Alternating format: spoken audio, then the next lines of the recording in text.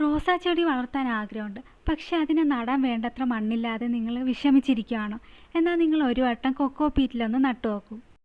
Soilless മീഡിയയിൽ നടാൻ പറ്റിയ ഒരു നല്ലൊരു ചെടിയാണ് റോസാ ചെടി.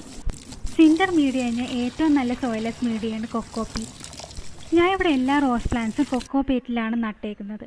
സിൻഡർ മീഡിയയിലാകുമ്പോൾ നമ്മൾ ഇടയ്ക്കിടയ്ക്ക് വെള്ളം ഒഴിച്ചുകൊണ്ടിരിക്കണം. മഴക്കാലമാണെങ്കിൽ കുഴപ്പമില്ല, പക്ഷേ നമ്മൾ പുറത്ത് എവിടെയെങ്കിലും പോകണമെങ്കിൽ അതൊരു പ്രശ്നമാണ്. കൊക്കോ പീറ്റിലാണെങ്കിൽ നമ്മൾ ഒരു പ്രാവശ്യം വെള്ളം ഒഴിച്ച് കഴിഞ്ഞാൽ 2-3 ദിവസം കഴിഞ്ഞ് വെള്ളം ഒഴിച്ചാൽ മതി.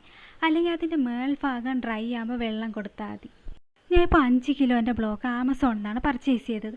നമ്മൾ ഒരു വട്ടം അതിനെ കുതിർത്തെടുത്ത 10-14 ചട്ടി നിറയ്ക്കാൻ പറ്റുന്ന കൊക്കോ പീറ്റ് നമുക്ക് അതിൽ നിന്ന് തന്നെ കിട്ടും.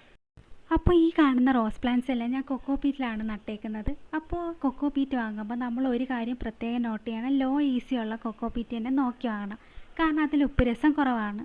അപ്പോൾ വീഡിയോ ഇഷ്ടമായ ഉറപ്പായിട്ട് സബ്സ്ക്രൈബ് ചെയ്യണം. ഡൗട്ട് ഉണ്ടെങ്കിൽ ഉറപ്പായിട്ടും കമൻറ്റ് ചെയ്യാൻ മറക്കരുത്.